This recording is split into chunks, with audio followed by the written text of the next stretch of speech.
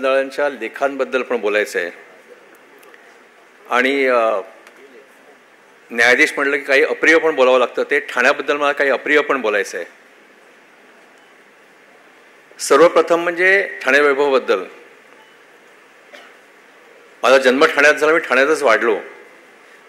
जरी मी उच्च न्यायालयाचा न्यायाधीश म्हणून माझी नेमणूक झाली तरी 15 वर्ष 9 महिने मी नरिमन पॉईंटला तिथल्या घरात न राहता ठाण्याहून मी जात होतो. फक्त 6 वर्ष 2019 ते 2025 म्हणजे कर्नाटक उच्च न्यायालयाचा मुख्य न्यायमूर्ती झाल्यापासून ते सर्वोच्च न्यायालयातून निवृत्त होईपर्यंत 6 वर्ष ठाण्याच्या बाहेर राहिलो. लहानपणाची माझी आठवण आहे, 2 ठाण्यात साप्ताहिक होती त्यावेळेला. एक म्हणजे सपा जोशींचं सन्मित्र आणि फडके कुटुंबाचं प्रतियोगी. लहानपणापासून वाचली आहेत ती. आणि मग एक असं काहीतरी एक वेगळंच प्रचंड अशी गोष्ट घडली, ती म्हणजे ऑगस्ट 1975 अनेकांनी नरेंद्र बजाळांचं नाव ऐकलं होतं, कारण ते महाराष्ट्र टाइम्समधून लेखन करायचे. आणि त्यांनी अचानक एक मोठं धाडसी पाऊल उचललं आणि ठाणे वैभव मला वाटतं 25 ऑगस्ट 75 त्यांनी प्रकाशित करायला सुरुवात केली. हे केवढं मोठं धाडस होतं याची कल्पना मला वाटतं आपल्यापैकी बऱ्याच लोकांना येणार नाही. कारण एक वृत्तपत्र चालवायचं म्हणजे किती कठीण होतं. त्यांच्या एका पुस्तकात उल्लेख आहे, त्याचा मी मुद्दाम उल्लेख करू इच्छितो. त्यावेळेला ही आधुनिक यंत्रणा नव्हती, आधुनिक साधनसामुग्री नव्हती, म्हणून प्रत्येक पानाचे खिळे जुळवायचे. आणि त्यांनी त्या आठवणीत त्यांच्या लिहिलेलं आहे की एका पानाचं वजन जवळ 40 किलो असायचं. आणि मग नाईकवाडीमध्ये एक प्रिंटिंग प्रेस होतं, तिथपर्यंत ते रस्त्यातले खड्डे सांभाळत तिथे घेऊन जायचं.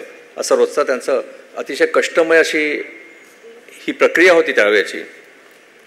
आणि तिथून त्यांनी ही सुरुवात केली नरेंद्र बजाळ साहेबांनी. आणि आज आपण एवढं मोठं विस्तृत स्वरूप या वृत्तपत्राचं पाहतोय आणि अतिशय आधुनिक असे उपक्रम पण त्यांनी घेतलेले आहेत.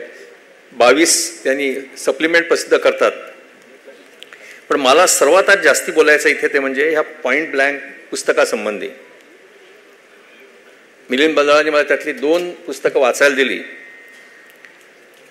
आणि त्याचं पॉइंट ब्लँक हे जे नाव आहे ना, ते नाव सार्थ आहे असं मला वाटलं. मी थोडीशी उदाहरण आपल्याला देणार आहे मी. एक त्यांच्या लेखाचं शीर्षक आहे बापू, निवडणुकीनिमित्त सुरू आहेत सत्याचे प्रयोग. आणि पुढचं वाक्य फार महत्त्वाचं आहे. सध्या स्वच्छ चारित्र्याचे ब्लॅक व व्हाईट असे 2 भाग करण्यात आलेले आहेत. अजून एक फार सुंदर ते लिहिलेलं आहे. त्यांनी असं म्हटलेलं आहे की पुढाऱ्यांमध्ये न्यूनगंड असतो आणि त्या न्यूनगंडापोटी त्यांना होर्डिंगचा वापर करायचा मोह होतो. किती मार्मिक लिहिलेलं आहे त्यांनी. होर्डिंगवर बंदी घालण्याकरता मला अनेक पानं खर्च करावे लागले निकालपत्र लिहिण्यासाठी. पण त्यांनी मला वाटतं हे 2 वाक्यात त्यांनी मर्म सांगितलेलं आहे की या मंडळींना न्यूनगंड असतो म्हणून ते होर्डिंगचा वापर करतात. अजून एक फार छान त्यांनी शब्द वापरलेला आहे, सर्जिकल आत्मपरीक्षण हवे. आणि असंही त्यांनी म्हटलेलं आहे, स्वच्छ हात कमी होत चाललेले आहेत. आणि अजून एक शेवटचं मी आपल्याला सांगणार आहे, वेळ कमी आहे, ते तर मला फार भावलं. त्यांनी असं म्हटलेलं आहे की थर्मोकोल आणि प्लास्टिक बंदी जुगारणाऱ्या गणेश भक्तांना गणेशांनी सुबुद्धी द्यावी. किती महत्वाचं आहे ते. कारण आपण म्हणतो की गणेश हा जो देव आहे हा बुद्धीचा आणि विवेकाचा देव आहे असं आपण म्हणतो. आता निवृत्त झाल्यामुळे थोडंसं मी लिखाणाचा प्रयत्न करत असतो, काहीतरी लिखाण करत असतो. पण मला ह्याच्यात एक थोडंसं भर घालावीशी वाटते. त्यांनी म्हटलेलं आहे की थर्मोकोल आणि प्लास्टिक बंदी जुगारणाऱ्यांना गणेश भक्तांनी बुद्धी द्यावी असं म्हटलेलं आहे. त्यात मी थोडंसं आणखीन एक ॲड करू इच्छितो. जरी उच्च न्यायालयाने प्लास्टर पॉलिशच्या मूर्ती करायला परवानगी दिलेली असली तर या मूर्तींचा वापर करू नये ही सद्बुद्धी मला वाटतं गणेशांनी या गणेश भक्तांना द्यावी, म्हणजे प्रदूषण कमी होईल. मला असं वाटतं मिलिंद बजाळांनी हे लिहिलं पाहिजे, लिहित राहिलं पाहिजे. आणि मला असं वाटतं की त्यांनी हे जे पुस्तकं काढलेत ना, ते त्याचं मी स्वागत करतो. कारण होतं असं, आठवड्यातनं एकदा ते कॉलम लिहितात आणि मग आपण विसरून जातो ते. पण आज पुस्तकं वाचल्यानंतर त्याची व्याप्ती किती आहे. काही वेळा त्याने अतिशय बोचरेपणा लिहिलेलं आहे कारण शेवटी काय पत्रकारांकडे अपेक्षा आपल्याला तीच असते. म्हणजे इथे ते म्हटलेलं आहे, शब्दांची शस्त्रे यत्ने करू, ती बऱ्याच वेळेला त्यांनी शब्दांची शस्त्र केलेली आढळतात. आणि मला असं वाटतं की या धारदार शस्त्रांचा वापर त्यांनी असाच चालू ठेवावा.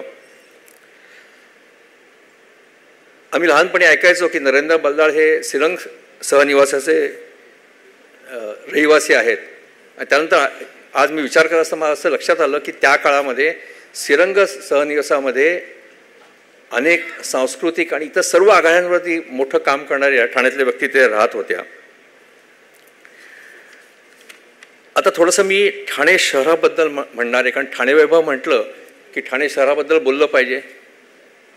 ठाणे शहराचं स्वतःचं असं नेतृत्व आहे जे आपण आज व्यासपीठावर बघतोय. आणि शुक्रवारी सकाळी कामाचा दिवस असताना एवढ्या मोठ्या संख्येने ठाण्याचे नागरिक इथे उपस्थित आहेत. काही गोष्टी ठाण्याबद्दल अशा आहेत त्या मी आवर्जून सांगितल्या पाहिजेत. मी अनेक वर्षांपूर्वी एक माहिती वाचली होती की त्यावेळेला ठाण्याचे जे महानगरपालिकेचे आयुक्त होते त्यांनी अतिशय स्तुत्य असा उपक्रम सुरू केला होता. आपण पाहतो हे हायवेवरती किंवा ट्रॅफिक सिग्नल आहे तिथे छोटी छोटी मुलं भीक मागायचं काम करत असतात. दुर्दैवी घटना आहे. आणि त्यांच्यासाठी सिग्नल स्कूल नावाचा प्रकल्प सुरू केला होता.